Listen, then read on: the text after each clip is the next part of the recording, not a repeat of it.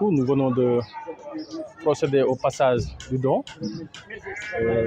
de nouvelles bénéficiaires dans le cadre du projet IMAM 2, initiative des maires pour l'autosuffisance en moutons. C'est un projet que l'Association des maires du Sénégal, comme vous le savez, l'État du Sénégal, à travers le ministère de l'Élevage et l'ONG, nos partenaires AIFER, ont initié depuis 2017. Et pour le compte de la commune de Ndiagne, c'est en 2022 que nous avons intégré le projet dans la phase 2. L'année dernière, on avait procédé au premier placement de brebis. Et cette année, nous venons de faire le passage du don. C'est-à-dire, ceux qui avaient bénéficié l'année dernière, avec leur nouvelle naissance, nous venons d'effectuer le passage du don. Aujourd'hui, il y a 13 personnes, au total 26 brebis femelles qui ont été placées pour de nouvelles bénéficiaires. Maintenant, l'importance du projet, nous le savons. L'objectif qui a été visé, c'est que le Sénégal soit autosuffisant en moutons, surtout en période de tabaski. Nous constatons que l'État du Sénégal, nous les Sénégalais, nous dépensons beaucoup d'argent, des milliards, pour importer des moutons dans les pays limitrophes comme la Mauritanie, le Mali. Et nous comptons à travers ce projet réduire ce gap que nous faisons en importation de moutons. Qu'est-ce qui vous a poussé à embrasser ce projet-là? D'abord sur l'importance du projet. En fait, nous savons que c'est un projet qui vise à réduire la pauvreté, n'est-ce pas? Également à doter surtout les femmes pour qu'elles soient autonomes, n'est-ce pas? Nous pensons à travers ce projet, comme je l'ai dit cette année, il y a des bénéficiaires qui ont pu, avec les fêter la fête de Tabaski. Donc, je dis qu'il y a un objectif qui a été atteint à travers ce projet. Et moi, je trouve que c'est un projet d'abord important pour la commune, important pour les femmes, mais également c'est un projet qui solidarise, qui facilite la solidarité au sein de la communauté. Parce qu'aujourd'hui, tous les bénéficiaires qui ont pu recevoir aujourd'hui leur brebis l'ont eu à travers de nouvelles naissances. Donc ce passage de relais est très important. Est-ce qu'on peut dire que ce projet vise à venir en rescousse des personnes vulnérables? Effectivement, vraiment tous ceux qui ont eu à bénéficier, c'est des personnes qui n'ont pas pratiquement d'activité, de revenus. Maintenant, à travers ce projet, certainement, ils ou elles pourront réduire ce gap et également soit autonomes. Quel appel lancez-vous au ministère de l'Élevage pour la pérennisation de ce projet? Oui, nous lançons un appel à l'État à travers le ministère de l'Élevage. Nous savons que c'est un partenaire important de ce projet. Ils sont dedans. Maintenant, nous les appelons à ce qu'ils nous accompagnent davantage, surtout par rapport à ce qu'on appelle les mâles, on les appelle les KEF, que ces mâles soient disponibles. Que l'État également y mette beaucoup de moyens pour que ce projet soit répandu un peu partout au Sénégal. Parce que c'est un projet qui est important. Et nous savons qu'au Sénégal, on a d'énormes difficultés pour trouver de l'emploi, n'est-ce pas, ou bien d'intégration pour ceux qui n'ont pas de travail. Est-ce que les activités liées à l'élevage marchent bien ici dans la commune de Ndiagne? Oui, nous sommes dans une zone à connotation élevage. Nous le savons, élevage et agriculture. Dans la zone du Yamour, nous savons que c'est une zone où nous pratiquons l'élevage. Donc nous savons très bien que ça marche vraiment. Donc avec l'appui de ce projet, les choses devraient bien aller. Inch'Allah, nous l'espérons bien.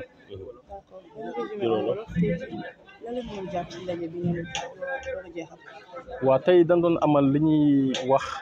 jokkalante muy passage du don si projet bi nga xam ne si association maire Sénégal ak État du Sénégal à travers le ministère de l'Élevage ak suñu partenaires yi du l'ONG AIFER ñoom ñoo ko initié. Projet bi ñëpp xam nañ ni bii mooy ñaareelu phase bi ndax première phase bi ñu ngi commencé en 2017 deuxième phase bi mu commencé 2022 war a jëm ba 2027. ñun nag fii si commune Ndiagne 2022 la ñu intégré le projet dugg si pour mën a gën a jàppale suñu jigéen ñi jàppale askan bi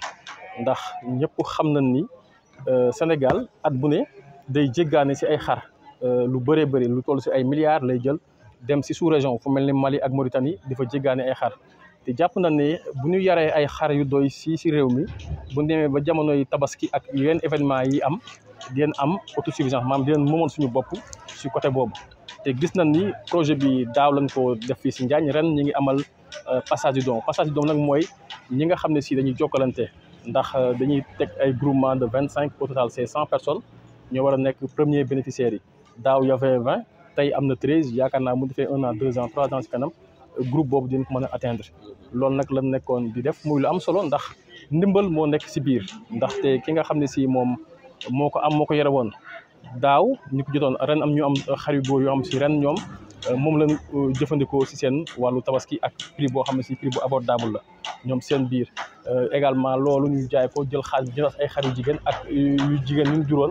ñu boole ko pour jox ko ñeneen ñu bees ñooñu aussi bu seen xar juree dañuy joxaat ñeneen kon relais boo xam ne si day am si seen biir ndimbal solidarité également xeex ndóol ndax ñëpp xam nañ ne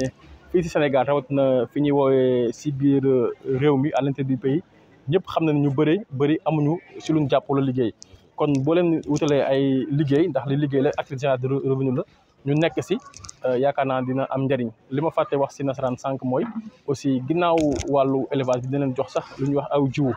jox leen ko ñu war ko bay mu mën si am ngooñ boo xam ne si moom la ñuy jëfandikoo pour mën a yor jur gi war leen si mën a yor kon projet bi dafa am solo également day faciliter solidarité bi nga xam ne si mi ngi seen biir également jigéen ñi seen biir am nañ seen natt lu ñuy wax ay kees yoom dañ koy teg di leblante seen biir di jokkalante kon ñoom ñëpp loolu dina yombal seen liggéey ak seen dimbalante bi ñu def seen biir. noonu projet bi day jàppale ñi nga xamante ne seen loxo seen gannaaw rawatina famille. waaw dinañ jàppale bu baax a baax ndax wax naa ko sànq ñëpp xam nañ zone yi nekk ni liggéey yomb fi kon bu ñu gisee projet bu mel nii maire yi AIFR état du Sénégal teg ko dañu ñaan rek moo ñu yàkkale ko ndax gis nañ ñi ko soxla ñëpp bëri nañ gis ngeen ñi fi ñëwoon ñëpp ñëw di ran ne dañoo bëgg a bindu si projet bi may fàttali kenn rek 100 bénéficiaires moo nekk au départ la ñuy tàmbalee waaye suñu bëgg-bëgg mooy ñuy def ba nga xam ne si loolu yàkkale ko ndax projet bi su continuer tegu si yoon amul jeexantal ndax bu kii juree xar ñëpp xam ne bu amee 6 mois bala mat at dina juba xar bi su ma ëppee 12 mois wala 14 mois day mat ñu jox ko ñeneen loolu yaakaar naa bu ñu ko continuer bu yàggee dina am lu bëree bëri loo xam ne si dina ko saafara si Sénégal man daal projet bi bokk na si projet yi ma gis ni dina xeex ndóol ndax man jàpp naa nit nga jox ko xaalis mën na ko seeyal waaye nga jox ko jur mën si liggéey jàpp naa ni mooy lu gën ndax ñin joxoon daaw xar ñëpp pratiquement ñoom ñëpp seen xar ñi ngi fi seen nday ñi ngi fi ñoo jur doom yi ndax su ma juumul je parle sous le contrôle si ñi fi nekkoon am na 38 naissances maanaam daaw ren am na fanweer ak juróom-ñett yoo xam ne seen i xar jur na ñu fam te si xar yooyu juróon daaw sax am na yu amaat tëbuwaat ba amaat doom fi mu ne am na ay bébé yu ndaw yu fi nekk yoo xam ne si dans 6 mois également dinañ mën a jàll aussi am na xar yu góor yu fi nekk dañuy xaw a tuuti mais yooyu également je pense que dans 2 mois 3 mois xar yooyu dina mag ba mën ko jaay jëndaat xar yu jigéen pour compléter la liste kon projet bi jàpp na ne projet bu am solo la en tout cas dañuy remercier vraiment suñu partenaires yi muy AIFR initiative association des maires ici représentée par suñu collègue maire monsieur Ndoye bu Ndoyeen mais également le ministère de l'élevage ñoom ñi nga xam ne si ñoom lañ dénk wàllu càmm bi. ministre de l'élevage man de su ma amee kàddu bu ma koy dénk rek mooy ñu gën a bàyyi xel li ñuy wax kaw gi ndax yaakaar na ni man projet bii ñoom li leen dénk leen état du Sénégal dénk à travers le président de la République du Sénégal mooy projet bii ñu gën ko gëddaal jël ay moyens def si ndax wax naa ko sànq xaalis bi ñu jël di ko jox ay nit pour man lii exemple la te gis nañ ko si yeneen réew su ma jumul exemple bi Brésil la jógee Brésil lañ ko tàmbale woon muy fa la inspiré sax ba mu ñëw Sénégal kon projet boo xam si état du Sénégal war na ko gën a tëg bët maanaam bàyyi ko xel xam contenu jox ko importance jël ay moyens nag jàppale ko gox-goxaan yi ñoom parce que comme ñoom ñoo nekk en contact direct avec la population ñoom ñoo xam bëgg askan bi kon état du Sénégal na bàyyi xel gox-goxaan yi jël ay fonds yu am solo jox leen ko ñu def ko ci projet yi ndax projet bi li ma wax sànq résultat yi gis nañ ko daaw lañ defoon premier placement bi 1 an si ren ñu def passage bi d'ici 6 mois man defal yeneen passage ndax am na ay bébé yu fi nekk yu judduwaat yu bees di leen def passage xar yi ñu joxe ren également bëgg nañ fii déwén aussi ñaan yàlla may leen doom ñu defaat passage kon cela veut dire que ni am na benn ligne bu ñu suivre jàpp nañ ne bu ñu ko continuer incha allah dina am résultat kon loolu ñu ngi siy invité le ministère de l'élevage wax ko ni na gën a jege gëstu ndax projet bi mi ngi si ministère même gën ko gëstu gën ko jege xool dossiers yi gën ko jox importance gën a jàppale gox-goxaan yi ñu xam ni gox-goxaan yi ñoom ñooy premier maillon bi nga xam ne si ñoom ñoo nekk en contact direct ak population bi ñoo xam jafe-jafe population bi ñoo xam ban yoon lañ war a jaar pour mën a suqali réew mi. Docteur Abba Leye Sall, je suis la chargée du projet IMAM 2 au niveau de l'ONG Heifer. Le projet IMAM 2, c'est une initiative des maires pour l'autosuffisance en moutons. En fait, les maires ont voulu accompagner le grand programme du ministère de l'élevage, qui est le programme national d'autosuffisance en moutons, le PRONAM. Et les maires donc ont senti la nécessité d'apporter la contribution au niveau de leur commune en accompagnant leur population donc, à développer la filière ovine donc, au niveau local. L'objectif donc c'est vraiment contribuer donc à l'autonomisation donc des femmes, à leur permettre d'avoir des revenus additionnels, mais également à pouvoir avoir donc des moutons donc à l'occasion de la Tabaski. Donc de façon vraiment globale, c'est de contribuer à l'autosuffisance nationale en moutons de Tabaski. Pour la sélection, c'est une adhésion volontaire des maires, donc les maires au niveau des 10 régions d'intervention. L'adhésion donc se fait par la signature d'une lettre d'engagement et la signature d'un protocole donc d'adhésion, une convention qui lie la commune donc au projet IMAM 2. Et une fois donc l'adhésion, le maire s'engage à contribuer pour un montant annuel minimum de 3 millions donc, de francs CFA, qui permet d'acquérir donc des brebis qui seront mis à la disposition des bénéficiaires qui sont identifiés au préalable dans des groupes. Donc, la porte d'entrée du projet, c'est des groupements qui sont sélectionnés au niveau de la commune. On démarre déjà par un minimum de 4 groupements, des groupements de 25 membres, de 25 personnes, qui seront les premiers bénéficiaires du projet. Le projet est à sa deuxième phase. Donc, il y a eu une première phase pilote qui a eu lieu de 2017 à 2019, qui comptait seulement 24 communes et dans les 5 régions centres. Et en 2022, il y a eu l'extension dans 10 régions. Donc aujourd'hui, la cible du projet, c'est d'atteindre 250 communes. Et actuellement,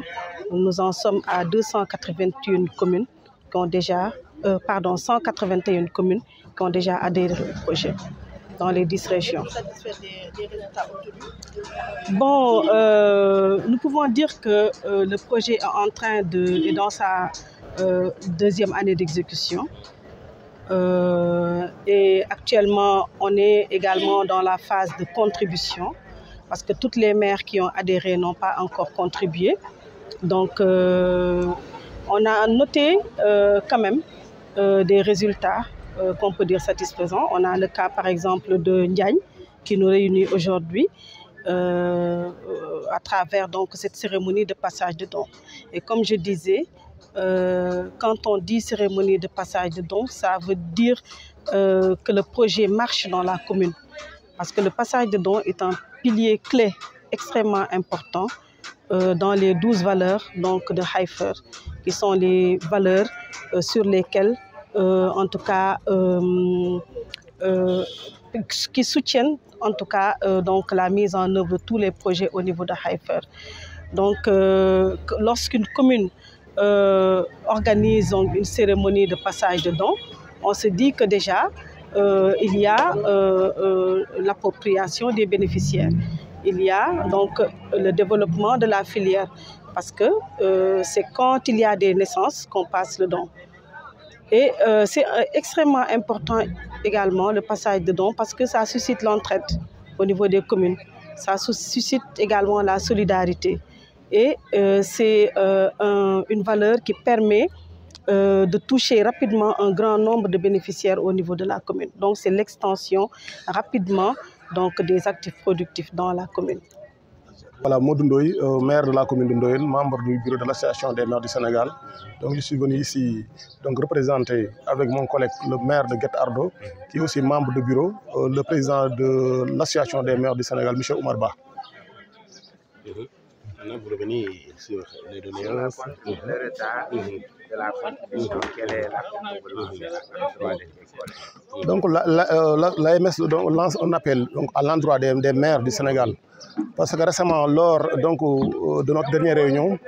donc, le constat, comme l'a si bien dit donc, Mme Abba, donc, il y a beaucoup de maires qui ont donné leur intention de vouloir participer, de vouloir contribuer, mais donc, le versement de la contribution, c'est là qui accuse un retard. Là, on lance un appel donc, aux maires qui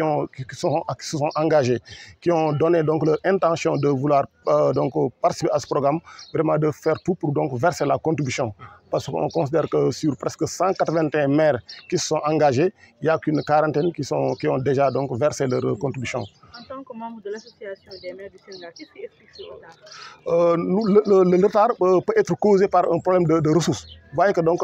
les communes qui ont été ciblées par ce projet, la plupart des communes sont des communes rurales. Et le constat général, c'est que donc, au niveau des communes rurales, nous constatons qu'il y a vraiment un manque de ressources financières. Mais aussi, on a aussi un peu le retard donc, du transfert donc, des fonds là, parce que la plupart des communes comptent sur la contribution économique locale, donc la CEL, pour pouvoir donc, verser leur contribution.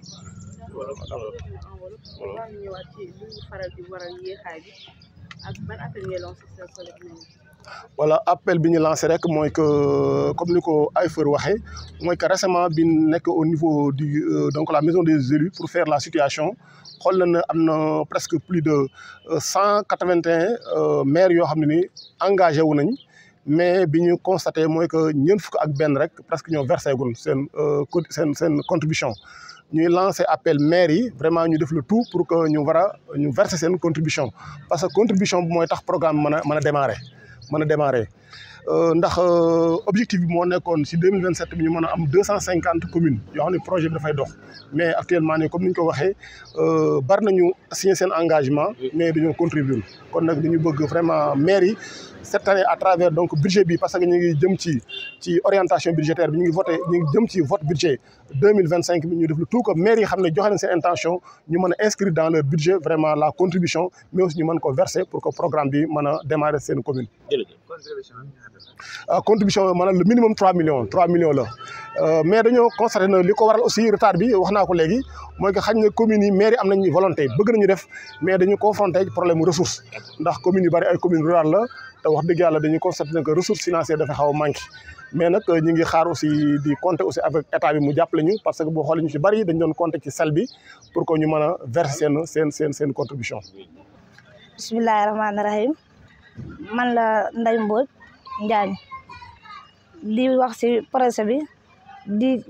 jiital ci sant bi ak ngërëm li monsieur le maire